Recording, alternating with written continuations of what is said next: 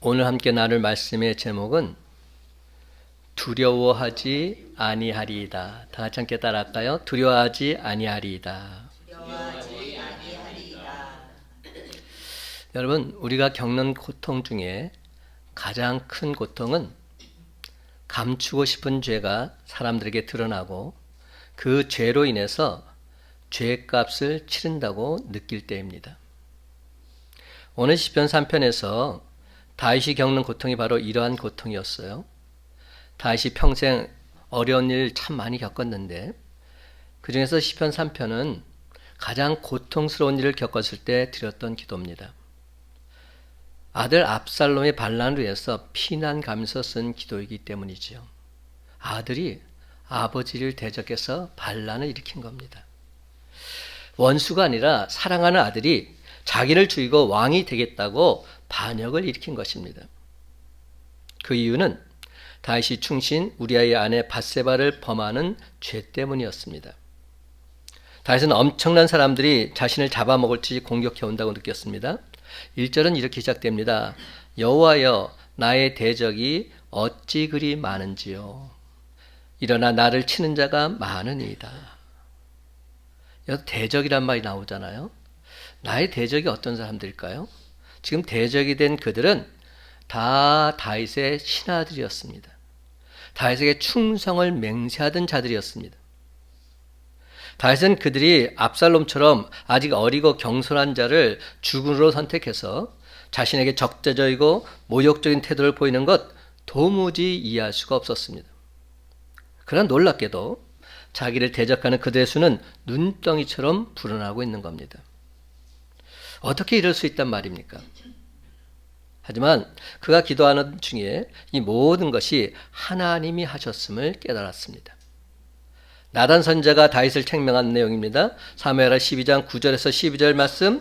그러한데 어찌하여 내가 여호와의 말씀을 업신여기고 나 보기에 악을 행하였느냐. 내가 칼로 햇사람 우리아를 치되 암몬 자손의 칼로 죽이고 그의 아내를 빼앗아 내 아내로 삼았도다.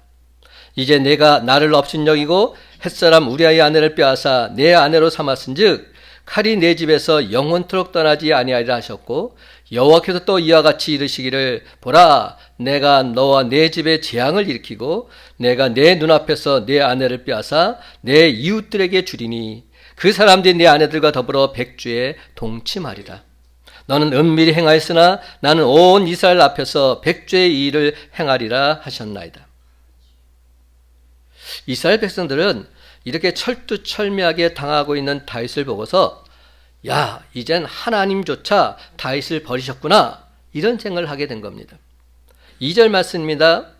많은 사람이 나를 대적하여 말하기를 그는 하나님께 구원을 받지 못한다 하나이다.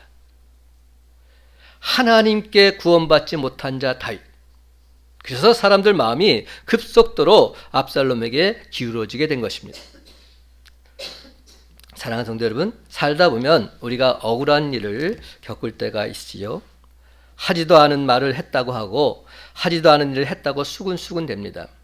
그 순간 죽을 것 같이 괴롭고 억울하지만 그래도 여러분 억울한 일은 괜찮습니다. 잘못한 것은 없으니까요. 결국엔 다 드러나게 되어 있습니다. 거짓말한 사람이 수치를 반드시 당하게 될 것입니다. 설사 그렇게 안 된다 할지라도 최소한 하나님이 아시면 된 것 아닙니까? 정말로 괴로운 것은 실제로 자신이 진짜로 잘못했을 때입니다. 그때는 아무런 할 말도 없고 희망도 없습니다.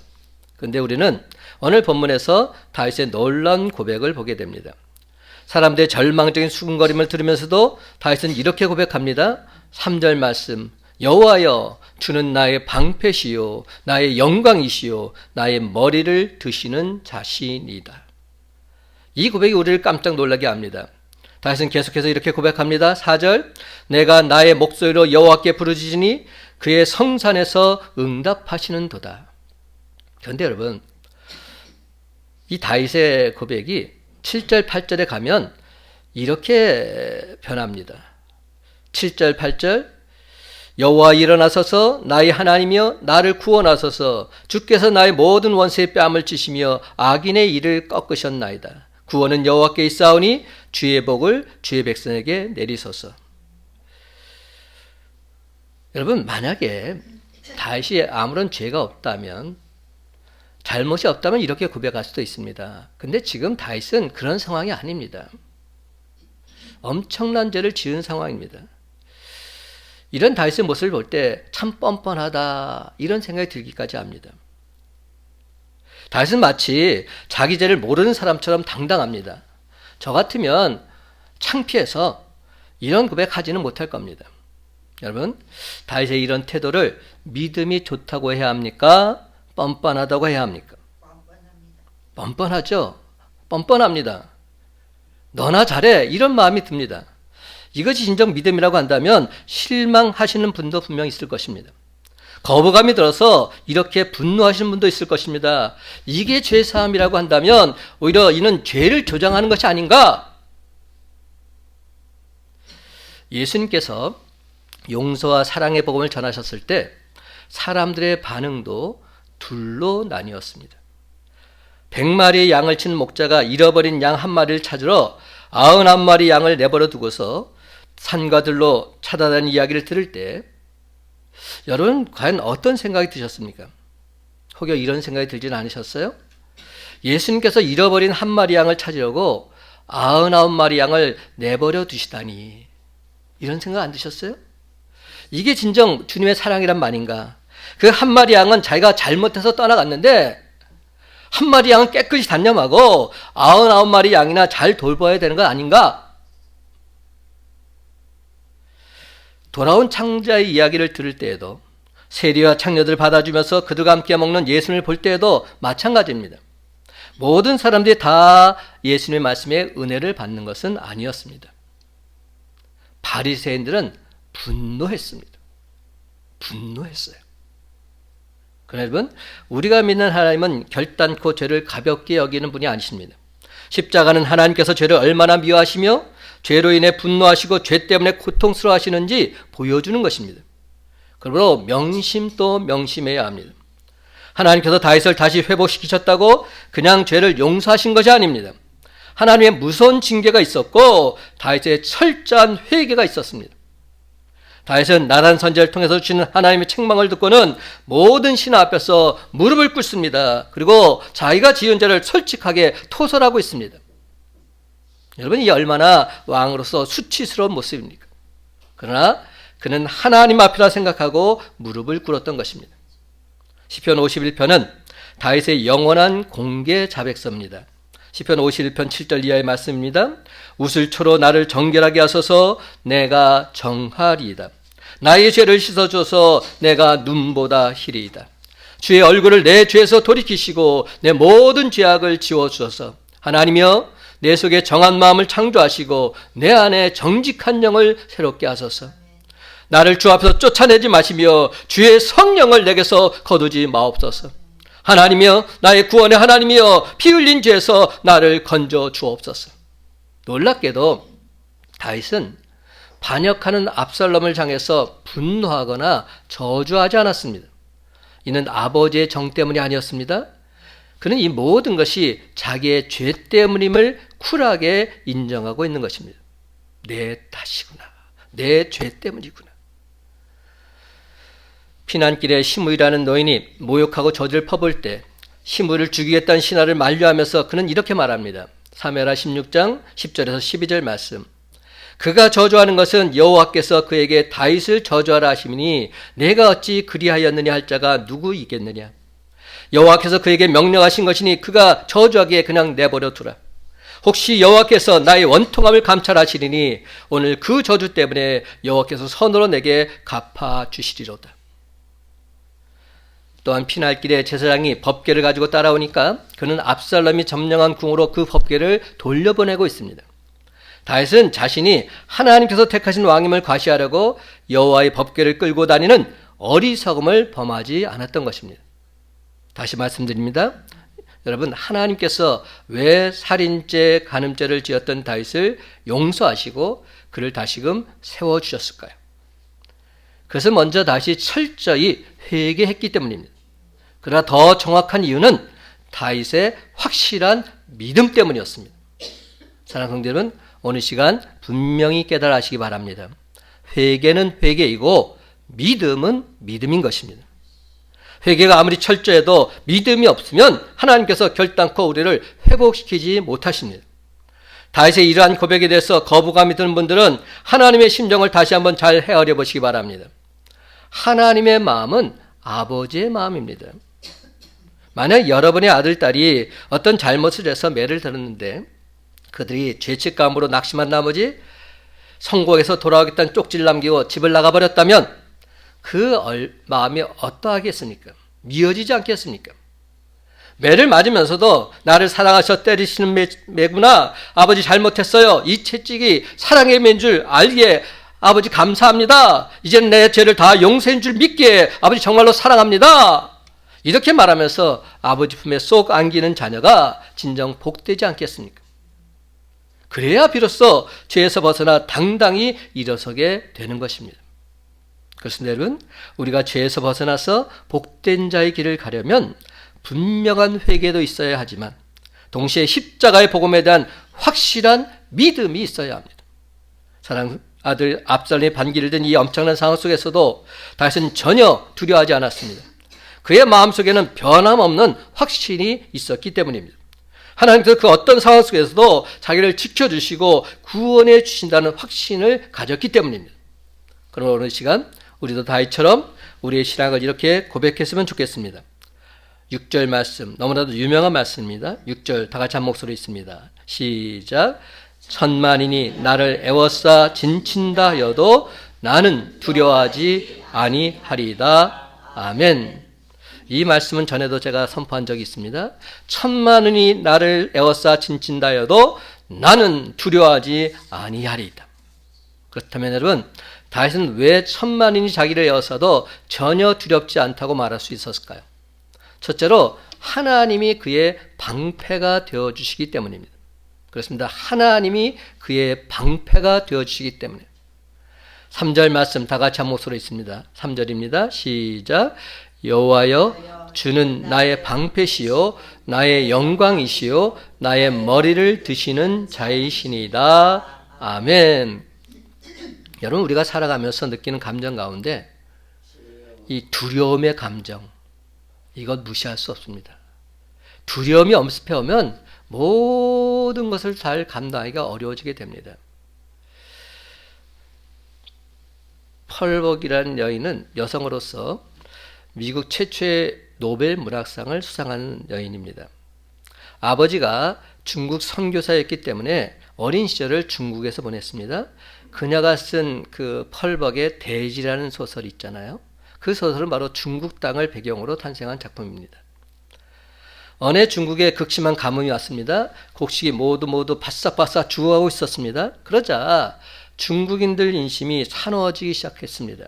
급기야 중국인들 사이에는 외국인이 중국에 들어와서 중국 사람들이 믿는 신을 노하게 해서 가뭄이 왔다는 소문이 급속도로 퍼져나갔습니다. 펄벅의 아버지는 아내 캐롤라인과 자녀들만 집에 둔 채 전도여행을 이미 떠난 상태였습니다. 펄벅의 어머니가 어느 날 창가에 앉아서 바느질을 하고 있었는데 중국 사람들이 쑥덕이는 소리를 우연히 듣게 된 겁니다. 그들은 선교사의 아내를 잡아서 자신들에게 신에게 바쳐서 기우제를 지내자 이렇게 말했습니다. 이 소리를 들은 그녀는 조용히 기도실로 들어갔습니다. 기도를 마친 그녀의 얼굴은 너무나도 환하고 밝았습니다. 그래서 오늘 본문 이 시편 3편 3절과 6절 말씀을 계속 암송하고 있었습니다. 여호와여 주는 나의 방패시요 나의 영광이시요 나의 머리를 드시는 자이시니이다. 천만인이 나를 에워싸 진친다 하여도 나는 두려워하지 아니하리이다. 계속 이 말씀을 암송했습니다. 그는 집안의 찻잔을 모두 꺼내서 차를 따랐고 각종 과일과 케이크를 모두 다 거실에 진열했습니다. 문을 활짝 열어놓고서 아이들에게는 장난감 놀이를 하게 하고 그는 아무 일도 없다는 듯이 거실을 왔다 갔다 했습니다. 잠시 뒤에 동네 사람들이 몽둥이와 끈 같은 것을 가지고서 이 집으로 몰려와서는 문을 쾅 발로 걷어차면서 거실로 들어왔습니다. 문이 잠겨있을 거라 생각했던 그들은 어리둥절했습니다. 그 순간 펄벅이 어머니는 환하게 웃으면서 어서 오시라고 그들을 맞아줍니다. 그리고는 차와 케이크와 과실을 드시라고 권합니다. 너무나 정중한 선교사 아내의 권유에 그들은 어정쩡한 자세로 앉아서 차와 과일을 받아 먹었습니다. 바로 그 순간 펄벅이 어머니는 피아노로 다가서 중국말로 찬송을 부르기 시작했습니다. 바로 우리가 조금 전에 불렀던 바로 그 찬송. 주 예수보다 더 귀한 것은 없네. 예수 밖에는 없네. 그러자 중국인들은 겸언쩍하면서 하나 둘 돌아가고 말았습니다. 훗날 펄벅이 어머니는 그날 밤의 두려움을 펄벅이에 이렇게 조용히 말해주었다고 합니다. 얘야, 나는 그날 밤에 솔직히 너무나 두려웠단다. 하지만 나는 하나님께서 우리를 지켜주신다는 확신이 있었어. 다윗은 자신을 왕으로 세우신 분도 하나님이요, 자신에게 영광을 주신 분도 하나님이라는 사실을 알고 있었습니다. 그래서 지금 비록 아들의 반란으로 인해서 고개를 떨고 있으면서도 하나님께서 반드시 자신의 머리를 다시금 들어주실 것을 확신했던 것입니다. 사랑하는 성도 여러분, 오늘 시간 눈을 들어 하나님을 바라보시기 바랍니다. 그러면 아무리 대적이 많다 해도 하나님께서 우리의 방패가 되어서 막아주시고 물리쳐 주실 줄로 믿습니다. 그래서 마침내 내가 믿는 하나님께서 나의 방패시요 나의 영광이시요 나의 머리를 들이신 자심을 온 세상에 담대히 선포하는 저와 여러분이 다 되시기를 예수님의 이름으로 간절히 축원합니다. 두 번째로, 하나님이 그의 기도를 응답해 주시기 때문에 다윗은 두려움, 근심, 걱정, 염려가 없었던 것이지요. 그렇습니다. 하나님이 그의 기도를 응답해 주시기 때문에. 4절 말씀 함께 읽어볼까요? 4절입니다. 시작. 내가 나의 목소리로 여호와께 부르짖으니 그의 성산에서 응답하시는 도다. 아멘. 그렇습니다, 여러분. 우리가 믿는 하나님은 위기 가운데 드리는 성도의 기도를 반드시 들어 응답해 주시는 분이십니다. 다윗은 아들 압살롬의 군대에 쫓겨서 한밤중에 왕궁을 빠져나왔습니다. 얼마나 상황이 다급했던지 신발도 신지 못하고 맨발로 도망 나왔습니다. 다윗의 군대는 압살롬의 군대에 비해서 모든 면에서 열세였습니다. 게다가 다윗에게 있어서 마치 제갈 공명과도 같았던 전략가 아히도벨이 그만 압살롬 편이 되고 만 것입니다. 이에 다윗은 하나님께 엎드려서 간절히 기도할 수밖에 없었습니다. 그는 하나님께 부르짖고 또 부르짖었습니다. 하나님, 많은 사람들이 나를 대적하며 말하기를 다윗은 하나님께 구원을 받지 못한다고 합니다. 하나님께서 나를 버렸다고 말합니다. 다윗은 이제 다 끝났다고 말합니다. 하나님, 나의 머리를 드는 분이시며 나의 방패가 되심을 나는 믿습니다. 내가 내 목소리로 부르짖사오니 주여, 주의 성산에서 내게 응답해 주시옵소서.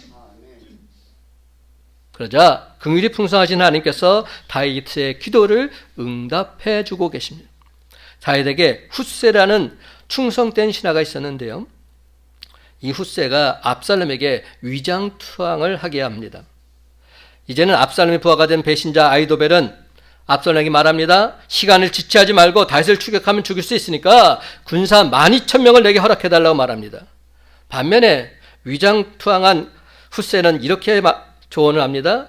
압살롬에게 이렇게 조언하는 겁니다. 전국의 군사를 모집해서 대군을 이끌고 다윗을 추격해야 그를 죽일 수 있습니다. 이렇게 함부로 갔다가는 오히려 역전당합니다. 이렇게 말한 겁니다. 근데 훗세가 이렇게 말한 이유는 다윗으로 하여금 멀리 도망치게 해서 압살롬의 군사를 반격할 수 있는 그런 시간을 벌게 하기 위함이었습니다.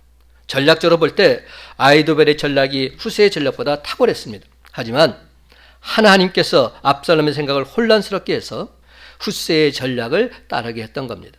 그 결과 압살롬의 군대는 다윗의 군대에게 괴멸되고 말았습니다. 하나님께서 다윗의 기도를 응답해 주신 것입니다. 시편 23편 4절은 말합니다. 내가 사망의 음침한 골짜기로 다닐지라도 해를 두려워하지 않을 것은 주께서 나와 함께 하심이라. 주의 지팡이와 막대기가 나를 안위하시나이다. 주께서 나와 함께 하십니다. 그렇습니다. 우리에게 있어서 이 임마누엘 신앙보다 더 귀하고 놀라운 경험은 없습니다. 언제 우리가 하나님을 생생하게 만나게 될까요? 바로 시련의 때입니다. 사망의 음침한 골짜기를 지나갈 때입니다. 유명한 상담신학자 레리 크립은 이런 말을 했어요. 성도에게 있어서 이 세상의 일몰은 천국의 일출로 이어진다. 성도에게는 절망이 오히려 찬란한 희망으로 이어진다는 뜻입니다. 그 이유는 사망의 음침한 골짜기에서 빛으로 찾아오신 하나님을 만나게 되기 때문에. 그러므로 여러분이 지금 사망의 음침한 골짜기 지나가고 있다면 오히려 하나님의 인도하심을 기대하시기 바랍니다. 반드시 똑똑히 목도하게 될 것입니다. 여러분이 하나님을 찾지 않는 날짜도 하나님께서 곧 여러분에게 찾아오실 것입니다. 왜냐하면 하나님은 바로 여러분을 당신의 자녀 삼으신 아버지시기 때문에. 근데 여러분이 하나님을 간절히 찾는다면 하나님은 더더욱 기쁘게 여러분을 만나러 오실 것입니다. 그러면 이전에 알았던 하나님 정도가 아니라 정말이지 어메이징하신 하나님, 그 하나님을 똑똑히 경험하게 될 것입니다. 사랑하는 성도 여러분, 우리가 진정 어려울 때 하나님을 온전히 믿고 하나님께 간절히 부르짖으면 하나님 우리의 간구를 들으시고 우리가 전혀 생각지도 않은 방법으로 우리의 고통, 우리의 걱정, 우리의 근심, 우리의 환난 완벽히 물리쳐 주실 줄로 믿습니다. 여러분, 전장의 승패는 군대에 많고 적음에 있지 않습니다. 전략에 있지도 않습니다. 하나님의 도심에 있습니다. 하나님 아버지의 마음을 감동시키면 되는 겁니다. 그 길이 바로 기도이기에 그래서 우리는 기도하는 것입니다. 그렇습니다. 여러분, 천만인이 에워싸 진친다 하여도 전혀 두려워하지 마시고 하나님 아버지께 간절히 기도드림으로 하나님 아버지의 마음을 진정 감동시켜드리는 저와 여러분이 다 되시기를 예수님의 이름으로 간절히 축원합니다. 세 번째로 다윗은 구원은 오직 하나님께 있음을 믿었기 때문에 전혀 두려워하지 않았습니다. 나의 구원은 하나님께 있음을 믿었기 때문에. 그렇습니다. 7절과 8절 말씀 다 같이 한 목소리 읽어봅시다. 7절 8절 시작. 여호와여 일어나소서, 나의 하나님이여 나를 구원하소서. 주께서 나의 모든 원수의 뺨을 치시며 악인의 일을 꺾으셨나이다. 구원은 여호와께 있사오니 주의 복을 주의 백성에게 내리소서. 아멘. 여러분, 다윗은 생사화복을 주관하시는 분이 바로 하나님이심을 분명히 깨달았습니다. 그래서 천만인이 에워싸 진친다 해도 나의 구원은 오직 하나님께 달려있음을 선포하고 있는 것입니다. 그래서 다윗이 엄청난 대적에 둘러싸인 상황에서 바라본 것은 반역한 압살롬이나 배신한 부하들이 아니었습니다. 자신의 처지도 아니었습니다. 그는 오직 하나님만 바라보고 있습니다. 사랑하는 여러분, 흑여 지금 이 순간 생활의 문제, 질병의 문제, 인간관계의 배신 등으로 고통을 겪고 있으십니까? 그러면 그럴수록 더더욱 다윗의 모습을 주목하시기 바랍니다. 가장 고통스러운 순간에 다윗은 하나님을 바라보았습니다. 여러분, 하나님이 여러분의 방패가 되어주십니다. 하나님이 여러분의 기도를 들어주십니다. 여러분의 구원은 오직 하나님께 있습니다. 그렇습니다. 여러분, 사방이 다 막혀 있어도 하늘은 열려 있습니다. 그러므로 우리는 눈을 들어 하나님을 바라보면 되는 겁니다. 하나님께 대한 철저한 회개와 하나님 사랑에 대한 확실한 믿음을 가지면 되는 것입니다. 그러면 길이 열립니다. 그러면 승리합니다. 하나님께서 우리를 승리의 길로 인도해 주실 것이기 때문에. 우리는 시편 3편의 결론을 이미 다 알고 있습니다. 결국 모든 것이 다 다윗의 믿음대로 되고 있습니다. 하나님께서는 다윗의 머리를 들어주셨고 다윗의 영광을 다시금 회복시켜 주셨습니다. 우리 구원자 예수님은 다윗의 후손이라는 칭호를 받으셨습니다. 이는 참으로 놀랍고 대단한 일 아닙니까? 다시 이렇게 된 것은 그가 철저히 회개했을 뿐만 아니라 복 주신 하나님 확실히 믿었기 때문입니다. 많은 성도들이 예수님을 믿으면서도 자신에 대한 좌절감, 죄책감, 열등감이 너무나도 깊습니다. 내가 나를 너무 잘 알고 있기 때문에. 나이가 들어갈수록 이는 더욱더 그렇습니다. 그러나 여러분, 그러면 하나님께서 도저히 그 삶을 일으키실 수가 없으십니다. 만약 하나님께서 사랑받을 조건을 따져서 우리를 사랑하신다면 우리는 그 누구도 하나님 사랑 받지 못할 것입니다. 그런데 감사하게도 하나님께서 우리를 사랑하시는 것은 우리를 무조건 사랑하시러 작정하셨기 때문입니다. 십자가가 바로 그 증거입니다. 우리들이 비록 허물이 많고 더럽고 죄투성이라 할지라도 하나님은 우리를 사랑하십니다. 그러므로 사랑하는 성도 여러분, 하나님이 우리를 사랑하시는 것이 분명하다면 우리도 자신을 사랑하고 이웃을 사랑해야 할 것입니다. 우리가 하나님 사랑을 실천하기 시작하면 비로소 하나님의 역사는 나타나게 될 줄로 믿습니다. 사도 바울은 스데반 집사를 죽였습니다. 베드로 사도는 예수님을 저주하면서까지 부인했습니다. 이런 사람들입니다. 그들은 자기 죄를 생각하면 평생 은둔하며 살아야 마땅합니다. 그렇지만 그들은 하나님 사랑과 놀라운 계획을 확신하면서 위대한 삶을 살고 있습니다. 우리도 낙심하고 좌절하면 하나님께서는 우리를 위해 아무것도 하실 수 없으십니다. 다윗은 울면서 시편 3편을 지었고 울면서 시편 3편을 노래했으며 울면서 시편 3편을 믿음으로 선포해서 진정 하나님 마음에 합한 자가 될 수 있었습니다. 그는 그 어떤 경우에도 하나님이 자기와 함께 하심을 믿었기에 승리할 수 있었던 것입니다. 그러므로 고난이 있는 것 자체가 문제가 아닙니다. 하나님이 함께 하심을 믿지 않는 것, 바로 이것이 진짜 문제인 것입니다. 하나님이 함께 하심을 믿지 않는 것. 그래서 우리에게는 하나님이 늘 나와 함께 하신다는 이 사실을 믿는 바로 이 믿음이 필요합니다. 함께 한다는 말은 함께 산책한다는 뜻이 담겨져 있습니다. 우리들이 힘들어 지치면 하나님께서 우리를 업어주시고 우리를 안아주십니다. 그러므로 하나님이 나와 함께 하시는 사실을 믿고 살아가는 사람들, 그 얼굴 표정이 확실히 다릅니다. 그 얼굴에는 근심이나 걱정의 빛이 없습니다. 이것이 믿음 있는 사람과 믿음 없는 사람의 차이인 겁니다. 성경학자에 따르면 성경에는 하나님이 우리와 함께 하신다는 말씀이 144번이나 기록되어 있다고 합니다. 그렇습니다, 여러분. 우리가 믿는 하나님은 임마누엘 하나님이십니다. 임마누엘의 뜻이 무엇입니까? 우리와 함께 하시는 하나님. 하나님은 우리와 함께 하십니다. 사랑하는 성도 여러분, 이처럼 우리 믿는 자들의 최고 자산이요 법에는 임마누엘 하나님과의 특별한 만남이 있습니다. 나의 주님, 나의 하나님이 나와 함께 하시면 되는 것입니다. 그러면 만사 오케이, 문제될 것이 전혀 없습니다. 하나님 여러분과 늘 함께 하시는 분이요 정말로 여러분을 사랑하십니다. 하나님은 결단코 여러분을 놓지 않으십니다. 그렇습니다. 하나님의 손은 능히 있고 힘이 있을진데 하나님께서 우리를 붙들고 있는 한 하나님의 손에서 저와 이름을 빼앗을 자 아무도 없을 것이라 성경은 말씀합니다. 그러므로 저와 여러분의 두 손을 하나님 그분에게 온전히 맡기시기 바랍니다. 하나님이 우리와 늘 함께 하신다면 우리는 결코 넘어지지 않습니다. 아니, 넘어진다 할지라도 완전히 쓰러지지 않습니다. 하나님께서 우리 손을 꽉 붙잡고 있는 한 우리는 반드시 일어서게 될 것이기 때문에. 그렇습니다, 여러분. 이제 우리는 전혀 의기소침할 필요가 없습니다. 절망할 필요가 없습니다. 왜입니까? 임마누엘 하나님께서 우리를 등에 업고서라도 완벽하게 책임져 주실 것이기 때문에. 그러므로 사랑하는 성도 여러분, 무거운 짐을 가슴에 끌어안고 몸부림칠 때마다, 외로움과 고독에 지쳐 쓰러질 때마다, 모든 것을 다 팽개치고 싶은 깊은 유혹을 느낄 때마다 다윗처럼 이렇게 기도하시기 바랍니다. 여호와여, 주는 나의 방패시요 나의 영광이시요 나의 머리를 드시는 자이시니이다. 천만인이 나를 에워싸 친친다 하여도 나는 두려워하지 아니하리이다. 구원은 여호와께 있사오니 주의 복을 주의 벽색에 내려 주옵소서. 아멘입니다. 이제 말씀을 맺습니다.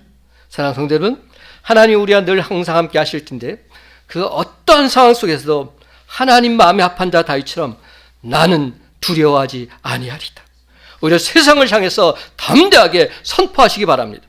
바로 그 순간 전능하신 하나님의 승리의 기적은 우리에게도 반드시 나타나게 될 줄로 믿습니다. 그래서 마침내 이 모든 것은 하나님께서 하셨노라, 모든 영광 모든 찬송을 하나님께 돌리며 살아가는 저와 여러분의 복된 삶이 다 되시기를 예수님의 이름으로 간절히 축원합니다.